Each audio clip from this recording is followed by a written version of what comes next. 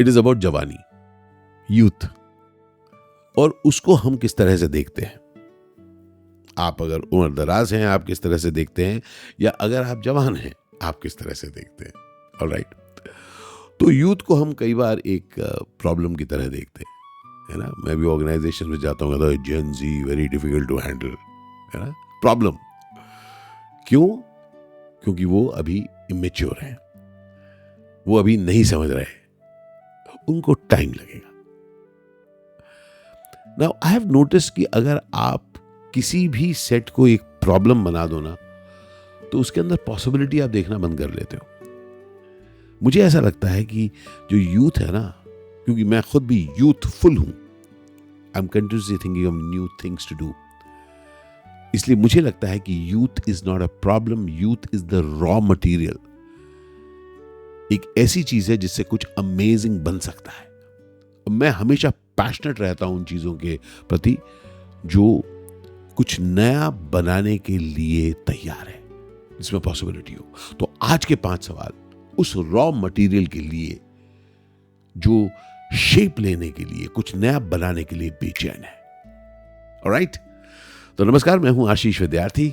I am excited about today's interesting 5 questions on youth. Alright,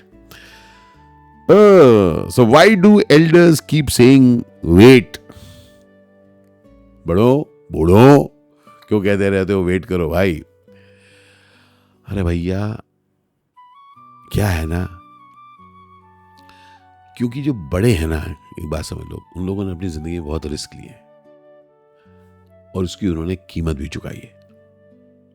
ठीक है ना, मतलब I just want you to understand both sides.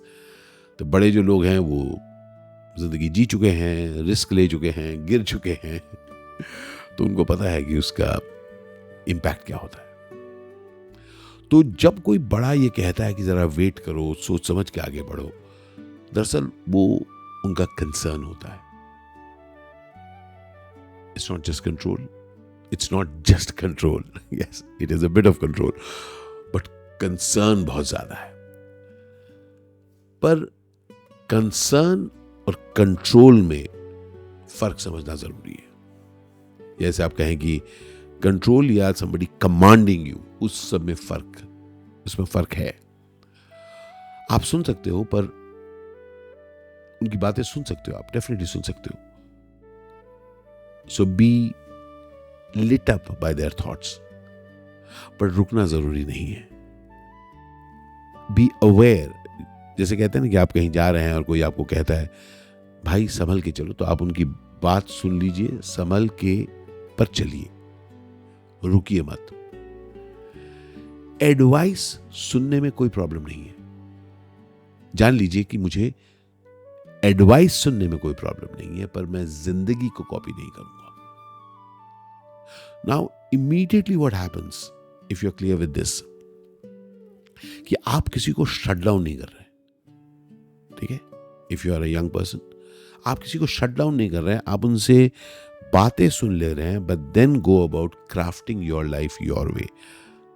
और अगर आप उम्र दराज हैं, तो मैं आपको कहना चाहता हूं कि ये देख लीजिए कि आप की जो समझ है, मेक दैट अवेलेबल, आपकी जो विजडम है, make that available to them, to the youth, but don't expect them to copy your life, to live the life of learning that you had. Let them make their own mistakes. That's what I'm learning with my son, Mowgli.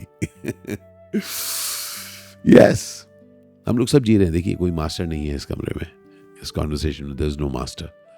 There are 2 people who are practitioners.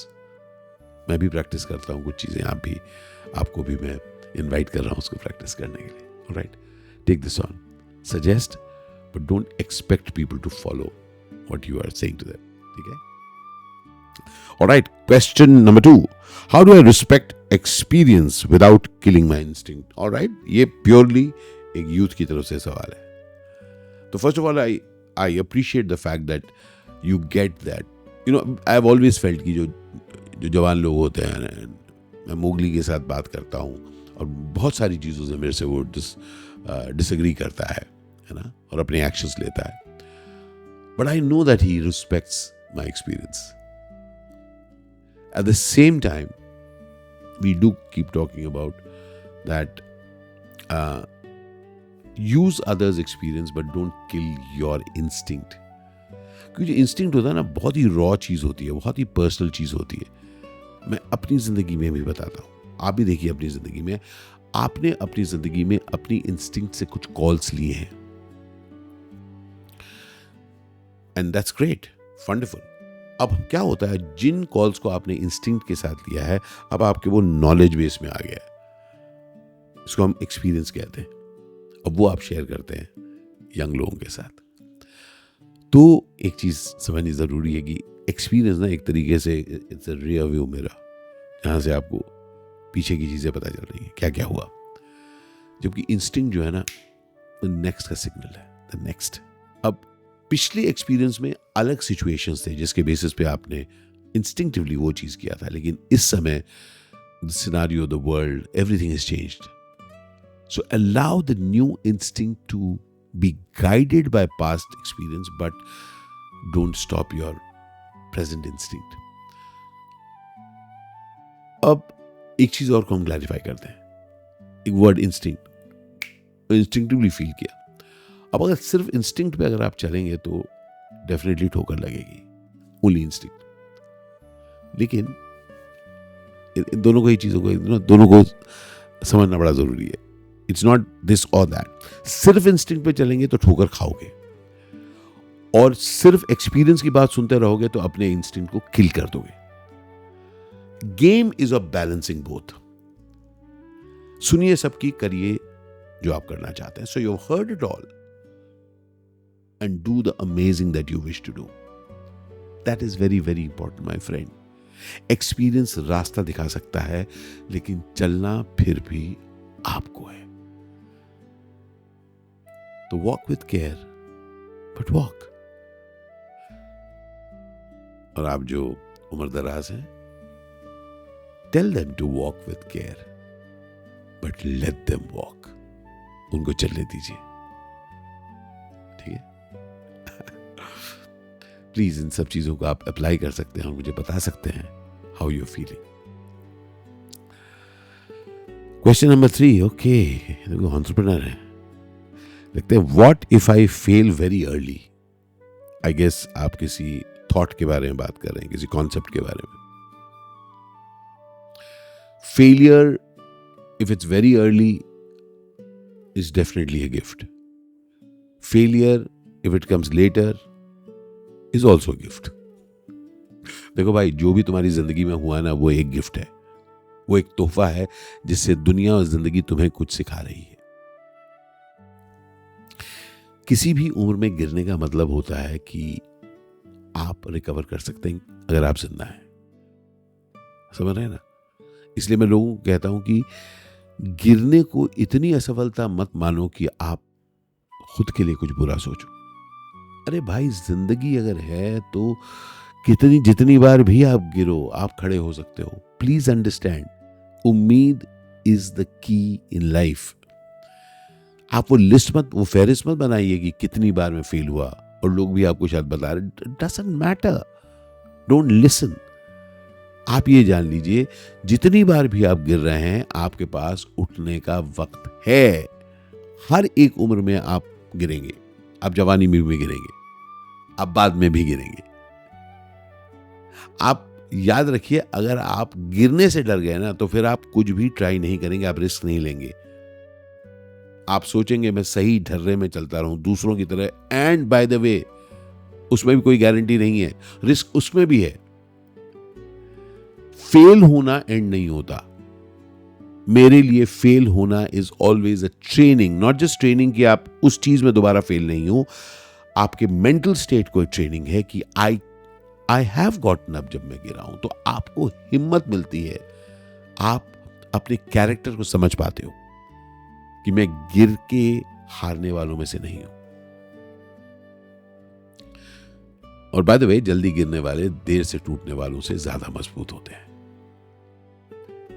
जल्दी गिरने वाले और संभलने वाले जो delay करते हैं ना गिरने से, उनसे कहीं ज्यादा मजबूत होते हैं। तो don't be afraid of falling my friend. ये आपकी मजबूती का हिस्सा है। Everything is a learning. Okay, question number 4, how do I stop feeling inferior around achievers? हाँ, ये तो होता है, मैं भी उससे गुजरता हूँ। I see people around, in fact for many years मेरे पिताजी को देख के मैं बहुत इंफीरियर फील करता था यार। He was an amazing human being, amazing human being. इतने लोग उनकी तारीफ करते थे, पढ़े लिखे अच्छे इंसान, और मुझे लगता था कि आई एम नॉट, मैं उनका बेटा कैसे हूँ यार। पर उसके बाद कई सालों बाद मुझे पता चला उनकी जिंदगी अलग है, मेरी जिंदगी अलग है। उनकी स्क्रिप्ट अलग है, मेरी स्क्रिप्ट अलग है। अगर मैं सिर्फ कंपैरिजन करता रहूंगा तो मैं अपने आप को कम ही समझता रहूंगा, और जब मैं अपने आप को कम समझता हूं तो मैं वो काम भी अच्छे से नहीं कर पाता जो मैं करना चाहता हूं।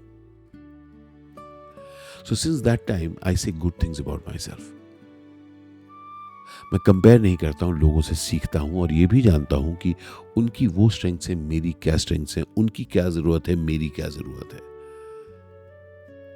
और जब आप जिंदगी को इस तरह से खेलते हो ना, उस दिन आप अपनी स्किल, आपके जो अपने स्किल हैं, आपकी जो अपनी मेहनत है, उसको आप, उस पर आप ध्यान दे सकते हो।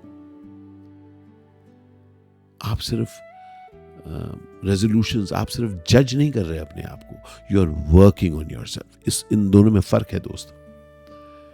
अगर आप सिर्फ अपने को जज करते रहें तो फिर आप सिर्फ बुराई करे जा रहे हैं। ऑन द अदर हैंड, अगर आप देखें, अच्छा ये मेरी कमी है, let me work on this, that is the positive thing, and that is what I have done all my life. जो अपने काम को पकड़ देता है, अपने को सुधारने की जर्नी शुरू कर देता है, वो दूसरों की जिंदगी को जीना छोड़ देता है। वो अपनी जिंदगी को अमेजिंग बनाता है, और फिर पता है क्या होगा? दूसरे आपको देखने लगेंगे, और उनको भी बताइए कि उनको आपकी तरह नहीं जीना है, उनको अपनी तरह जीना है। यही मैं आपसे कह रहा हूं, आपको अपनी तरह जीना है, किसी की तरह नहीं, अपनी तरह। तो make your own mistakes and be completely okay with it.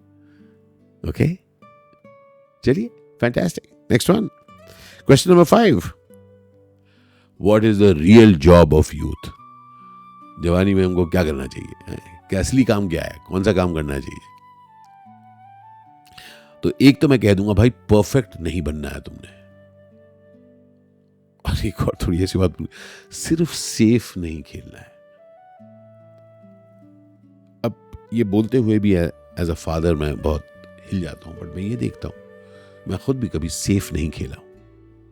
आज मैं मोगली को भी देखता हूं कि he is playing, he is kind of, इतनी बड़ी कंपनी को छोड़कर अब वो एक स्टार्टअप में काम कर रहा है। I see him, but I am seeing him living his passion. जरूरी नहीं कि वो सोचे कि हर स्टेप जो उसने लिया है करेक्ट है, वो परफेक्ट स्टेप्स नहीं है, पर वो खेल रहा है। तो मेरा मानना है, सिर्फ जवानी नहीं, किसी भी उम्र में जब तक आप जिंदा हैं, जो आपका काम है वो काम है सीखना। आपका काम यह भी है कि खेलना, आपका काम यह भी है कि शायद गलत होना, और फिर उसे सुधारना, और फिर बढ़ते रहना। तो आप अपनी जिंदगी में परफेक्ट होना, एकदम परफेक्ट, सब कुछ करेक्ट कर रहा हूं, नहीं, जरूरी नहीं है मेरे भाई। वो प्रेशर मत लो अपने ऊपर, क्योंकि जवानी छोड़ो, बुढ़ापे में कभी भी पूरा कोई भी चीज परफेक्ट नहीं होने वाली। जवानी का काम स्पेसिफिकली अगर आप बनाओ ना, अगर आप बहुत स्पेसिफिक, मैं आपको बता दूं, आप अपनी फाउंडेशन बनाइए, आप अपनी फाउंडेशन पुख्ता बनाइए, ताकि आप अपनी जिंदगी में और खुल के खेल सकें। और उस फाउंडेशन बनाने के लिए आपको खुल के खेलना है, क्योंकि आपको पता नहीं कि कौन सी चीज में आप कमाल हैं।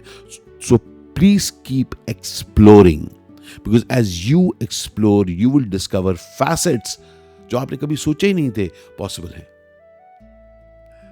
तो अगर एक सिंपल फलसफे में बात करूं, जवानी जीतने के लिए नहीं होती, जवानी तैयारी के लिए होती है। तो आप जो सब कर रहे हैं जान लीजिए कि ये एंड लाइन नहीं है, not the end of the script, this is you solidifying yourself, जिससे आप अपने आप को और अपॉर्चुनिटी दें in the future to play big. So play big now. बस मेरे ख्याल से आज के 5 सवाल हो गए. फैंटास्टिक.